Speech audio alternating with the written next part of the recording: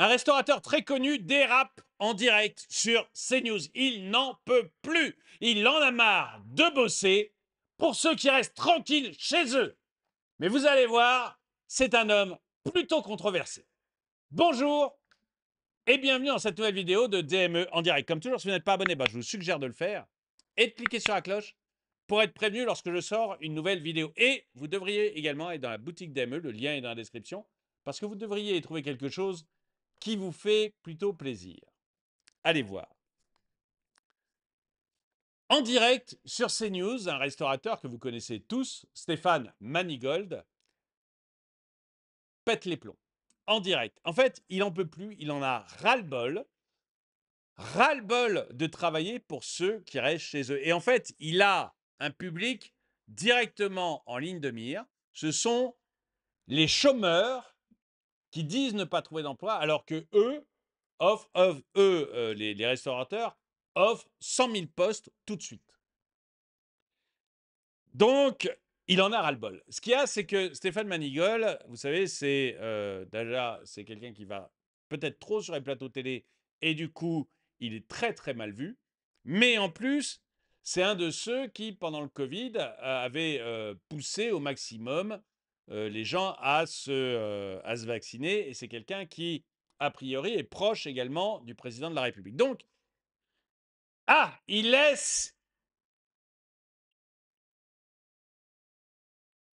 une opinion en mi-teinte chez les gens. Et je vais essayer pour une fois de ne pas être trop tranchant. C'est parfois mon défaut, je suis très tranchant. Mais j'aimerais qu'on arrive à apporter un tout petit peu de nuance dans cette vidéo. Alors, je vais vous le montrer. D'abord, on va passer ce qu'il a pu dire et on va faire abstraction que c'est lui. Allez, on va oublier que c'est Stéphane Manigold et on va juste écouter ce qu'il dit en réel. Vous savez, nous, la France qui travaille, la France qui emploie, on s'impatiente que France Travail nous envoie ces millions de demandeurs d'emploi, entre guillemets, qui profitent pour certains d'un système beaucoup trop généreux. Rien que dans mon secteur de la restauration, vous avez plus de 100 000 personnes qui sont disponibles là, à ce matin, maintenant, tout de suite, prêts à venir travailler. Et pourtant, ils ne prennent pas le chemin du travail. Pourquoi? Parce qu'on a juste un système qui est beaucoup trop généreux. Jean-Luc, là, mon ami qui est dans la volaille, lui, c'est pareil, il recrute. Il n'arrive pas à recruter. Et pourtant, nous, patrons, je rappelle que nous sommes les seuls à cotiser pour l'assurance chômage. Eh bien, ce système, il doit s'arrêter. Si notre Premier ministre, François Bayrou, il a un peu de courage, eh bien, il dit tout simplement que les métiers en tension, il n'y a pas besoin de protéger des personnes 18 ou 24 mois à rester à la maison. Vous voyez, là, il y a la France qui travaille, la France qui se lève tôt. Nous, il est 7 heures. Eh bien, on va aller se faire une jolie volaille, une jolie côte de bœuf parce qu'on a travaillé depuis. T'as bossé à quelle heure, Jean-Luc, toi? Minuit et demi. Minuit et demi. Tu vois, Jean-Luc, il travaille. Eh ben, cette France qui travaille, elle en a, pardon, Romain, plein le cul payé pour ceux qui restent à la maison. Alors, on va oublier que c'est lui, parce que, ou plutôt non, on va démarrer en disant que c'est lui. Voilà. Et dans un deuxième temps, on parlera de ses affirmations. Mais il faut crever l'abcès, parce que, comme c'est Stéphane Manigold, il y a beaucoup de gens qui ne le supportent pas. Donc, on va crever l'abcès tout de suite dans la vidéo, et je vais vous montrer quelques commentaires sur lui. À quel titre il parle au nom des Français? Quels restaurateurs ont le temps de passer des journées entières sur les plateaux de télé et de radio? Alors, oui, je suis d'accord, il est beaucoup sur les plateaux télé et sur les radios. Mais des restaurateurs qui disent on n'arrive pas à embaucher, c'est un enfer, il y en a quand même un sacré paquet. On parlera tout à l'heure pourquoi. Mais honnêtement, je pense que sur le fait que c'est pas possible de recruter, il est représentatif. Il est vraiment représentatif là-dessus. Visiblement, Manigold n'a pas assez mis la langue. Merci à vous. Monsieur le Président de la République, Oui. est-ce que dans la restauration française, on va chercher cette première place du classement mondial de la gastronomie avec la transparence pour nos clients? Pas le choix, de toute façon, on voit la première place, c'est en cours. Ouais, c'est ça. Merci à vous. Président, Bon, malheureusement, ça ne plaide pas en sa valeur. Il suppliait le gouvernement de laisser les restaurants fermés pendant le Covid, tout en étant arrosés d'argent public. Qu'est-ce qu'il raconte? Et oui, je crois que pendant le Covid, il a fait une énorme erreur et que beaucoup de gens lui en veulent. La démagogie des fachos n'a pas de limite. Je ne sais pas en quoi c'est démagogue ou facho. Donc, je reviendrai là-dessus tout à l'heure. Est-ce qu'il a encore beaucoup de recettes? Petit secret, nous disait Stéphane Manigold en 2021, si tout le monde se vaccine, il n'y a plus de passe sanitaire. Oui, oui, oui, oui, c'est vrai. Tu sais, puis si on tue tous les vieux, on règle le problème des retraites. Voilà, mais voilà, c'est peut-être pas la bonne solution non plus. Non, mais vous voyez, il y a un moment, faut dire les choses, hein. La vraie France qui travaille, c'est aussi ceux qui cotisent pour la solidarité. Bah, pas énormément, je suis désolé, mais le nombre de gens qui disent je suis, alors évidemment, français, palestiniens et libanais, hein, évidemment, tous les drapeaux, enfin, on ne peut pas échapper au drapeau palestinien quand on est bien pensant, mais c'est même le signe de la bien-pensance. Mais j'ai rien contre les Palestiniens. Je dis juste que j'en ai rien à faire. Voilà, que c'est pas mon problème ce qui se passe entre la Palestine et Israël. Je veux, voilà, point. Mais j'aurais dû être suisse, moi, parce que je ne veux surtout pas me mêler de ce qui se passe dans d'autres pays. Voilà. Mais pour un jour, peut-être que je demanderai la nationalité suisse. On verra. C'est pas facile à avoir. Alors, mais excusez-moi, non, non, je reviens à ça. Je suis désolé, mais il y a de plus en plus de gens qui trouvent qu'on cotise trop. Et justement, je vais passer à la deuxième partie de cette vidéo, maintenant que on a crevé l'abcès sur la personnalité de Stéphane Manigold. Je suis d'accord. Mais pourquoi les restaurateurs n'arrivent pas à embaucher? Ils n'arrivent pas à embaucher pour deux raisons. La première raison, c'est le fait que, qu'effectivement, je suis d'accord avec lui, le travail, enfin, les aides sociales sont beaucoup trop importantes.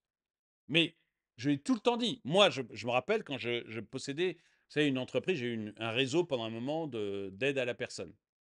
Et donc, on avait des auxiliaires de vie qui allaient faire des toilettes chez les personnes âgées et on avait des femmes de ménage aussi. Et je raconte régulièrement, j'ai beaucoup, mais beaucoup, on avait un mal de chien à recruter. C'était même la première préoccupation, c'était de pouvoir trouver des salariés pour aller travailler. Pourtant, il y avait un chômage fort. Pourtant, les auxiliaires de vie, c'est une petite formation pas longue, et les femmes de ménage, c'était zéro formation. Donc, vraiment, on s'attaquait à des gens qui n'avaient pas de niveau, je veux dire, de niveau scolaire. Et que du coup, on aurait dû en trouver plein, parce que ça courait les vœux, les gens au chômage, mais les gens ne venaient pas. Et la principale raison, c'est, et quand j'avais, pardon, une femme de ménage ou une auxiliaire de vie, et je lui disais, écoute, c'est super, je vais pouvoir, tu as un contrat à 15 heures, je vais pouvoir te passer à 20 heures par semaine. Tu vas gagner plus d'argent. Elle me disait, mais surtout pas. Surtout pas. Mais le nombre de fois, si vous avez des amis qui bossent dans ce domaine-là, ils vous le confirmeront. Le nombre de fois où les gens m'ont dit, non, je ne veux pas plus d'heures. Je ne veux pas plus d'heures parce que sinon je perds tel avantage social, tel avantage sur la cantine de mes enfants, tel avantage sur mon appartement ou mon HLM, je perds ceci, je perds cela. En fait, elle perdait tellement de l'argent qui était donné par les aides sociales que ça ne valait pas la peine de travailler plus de 10 heures ou 15 heures. Et elle connaissait parfaitement le nombre d'heures parce que les assistantes sociales leur avaient dit. Surtout, madame, ne travaillez pas plus de 10 heures par semaine. Et moi, je ne pouvais pas leur en vouloir parce que ces salariés, elles étaient très gentilles, elles bossaient, elles faisaient bien leur taf. Mais j'étais parfaitement d'accord avec elles. Si je leur donnais plus d'heures, elles gagnaient moins d'argent. Ça n'avait aucun sens pour elles. Et je pouvais que m'incliner devant leur logique parce qu'elle était parfaitement normale. Et donc, je suis d'accord avec Stéphane Manigold, on a un système qui est trop généreux, qui donne beaucoup trop d'argent. Et d'un autre côté, d'autres vont me dire, ah mais, ou comme on avait vu là, le commentaire de la personne, oui mais ça ne donne pas assez, pardon, on ne gagne pas assez d'argent en travaillant. Ils ont qu'à mieux payer leurs salariés dans la restauration. Plusieurs choses. D'abord, est-ce que vous êtes, vous êtes prêt, vous, à payer votre repas plus cher au restaurant? Parce que les consommateurs, je suis désolé, se plaignent du prix des repas dans les restaurants. Si je paye mieux mes salariés, je ne suis pas restaurateur, hein, mais si je paye mieux mes salariés, ça veut dire que je vais devoir augmenter le prix de mes menus. Et donc, je vais perdre des clients. sauf évidemment si je suis à tour d'argent, mais peu importe, si je suis multi-étoilé Michelin, je peux mettre le prix que je veux, il n'y aura pas de problème. Mais vous voyez, le consommateur n'est pas prêt à payer plus. Donc, je ne peux pas payer plus cher mes employés dans les restaurants. C'est pas vrai. Il y a une illusion dans le fait qu'on croit qu'on peut payer plus cher ses salariés. C'est faux. C'est faux. Et si vous voulez vous en convaincre, regardez toutes les entreprises de restauration, vous verrez que les marges sont faibles. Le bénéfice net est faible. Alors vous allez dire, ah oui, mais ils font du noir, etc. C'est pour ça qu'on va... Attendez, allez dans ce cas dans les grands groupes cotés. Vous allez voir les grands groupes cotés en bourse de restauration. Eux, ils ne font pas du noir. Ils n'ont pas le droit. S'ils font du noir, ils vont se prendre des telles amendes que ce n'est pas possible. Donc, les grands groupes cotés ne font pas de noir. Regardez la marge bénéficiaire des grands groupes cotés. Vous verrez que c'est très, très faible. C'est extrêmement faible. Ils ne peuvent pas se permettre d'augmenter leurs salariés. Mais par contre, vous avez entre le salaire net versé aux salariés et le brut que paie l'employeur, le super brut, vous avez là énormément d'argent qui est piqué par l'État. Quand vous avez à peu près la moitié qui est piquée par l'État. Je fais simple, mais vous avez à peu près la moitié qui est piquée par l'État. Ça veut dire que quand l'employeur donne 100 € à son serveur, il donne 100 € également à l'État. La solution pour que les salaires soient un peu plus élevés dans la restauration, c'est tout simplement que l'État prenne moins. Et pour qu'il prenne moins, il faut qu'il donne moins en social. Parce que les charges patronales et salariales, c'est principalement du social. C'est même quasiment que ça. Et donc là, on a un serpent qui se mord la queue, c'est-à-dire que vous avez un État qui donne énormément d'argent à ceux qui ne bossent pas. Énormément. Ce qui fait que les gens qui ne bossent pas hésitent même à se mettre à bosser. Et là, je ne parle pas de Manigol, je parle de mon expérience à moi et de l'expérience de tous les restaurateurs. On donne énormément d'argent à ceux qui ne bossent pas. Pour financer ces sommes délirantes qu'on donne à des gens qui ne bossent pas, on est obligé de prendre énormément sur la paye de ceux qui bossent. Et comme on prend énormément sur la paye de ceux qui bossent, les gars voient que ce n'est pas la peine de bosser, que ce n'est pas intéressant, et ils arrêtent de bosser. Et donc, on augmente les sommes qu'on donne aux gens qui ne bossent pas, et on réduit, on est obligé de prélever encore plus aux gens qui bossent. Et c'est le serpent qui se mord la queue. Et on va crever de ça. On va crever de ça. Pour moi, il n'y a pas le moindre doute. La France ne s'en remettra pas. Bref, indépendamment de la personnalité de Stéphane Manigol, je pense que là, il met vraiment, vraiment le doigt sur le problème. Il met le doigt sur un problème.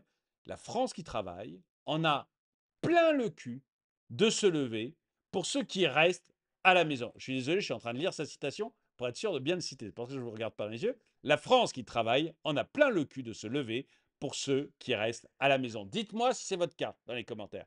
Dites-moi si c'est votre cas. Si vous aussi, vous en avez ras-le-bol. Ou si, comme dans le commentaire que j'ai lu tout à l'heure, et que je vais remettre, parce qu'on ne sait jamais,